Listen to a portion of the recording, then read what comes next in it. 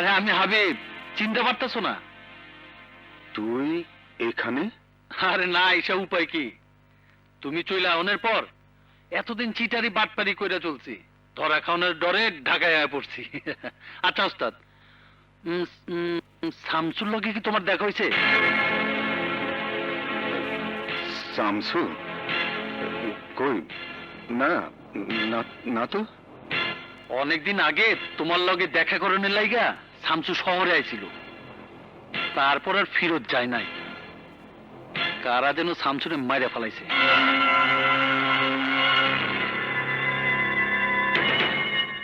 পেপারে আমি ওর লাশের ছবি দেখছি। যাও গা, তোমার লগে দেখা হইয়া ভালোই হয়েছে। শহরে আইসা গাড়ি হাঁকাইতেছো, নিজের গাড়ি তো মনে হয়। হ্যাঁ, হ্যাঁ, একটা না দুটো। এটা আমি নিজে চালাই, আর একটা ভাড়ায় খাটে। জব্বর মাল কামাইতেছো ওস্তাদ। তোমার মানে ডাক্তার সাহেবের পোলাও তো এতদিনে বেশ ডাঙ্গর হয়েছে, তাই না? হ্যাঁ, তা দিয়ে তোর দরকার কি? আরে আছে ওস্তাদ, আছে। শামসুর কাছে ডাক্তার সাহেবের বউ আর পোলার ছবি আছিল, নাম ঠিকানা সবই আমরা কালেকশন করছিলাম। শুধু ডাক্তার সাহেবরে পাই নাই। আরে না পায় ভালোই হয়েছে। তাই পোলাই কি জানে তুমি ওর আসল বাপ না? কি বলতে চাস সোজাসুজি বল। তুমি আমারে 1050 টাকা দাও, হুম? তাইলে কথাটা আমি তোমার পোলারে কমু না, এমনকি ডাক্তার সাহেবেরও কমু না।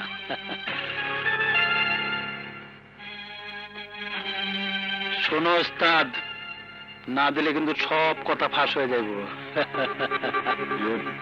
এত টাকা এখন আমার কাছে নাই। এক কাজ কর, আজ রাত 12টায় দুর্জনী মহলের বড় রাস্তায় আয়। ওখানে টাকাটা তোকে আমি দিয়ে দেব, ঠিক আছে?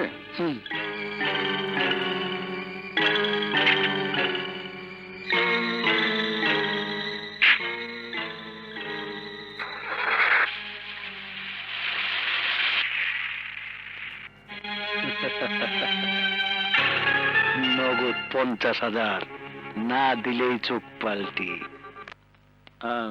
গান গায় আমার মন রে বোঝায়, মন তাকে পাগল পারা। আর কি?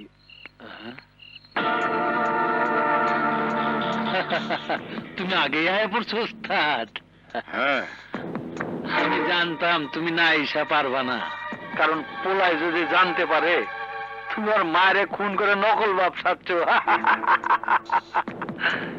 টাকাগুলো ব্যাগের ভিতরে ভইরা দাও, দিনকাল ভালো না, চইলা যায়।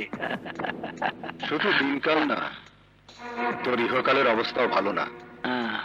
পরলোকে চলে যাওয়াই তোর জন্য ভালো। ঠিক।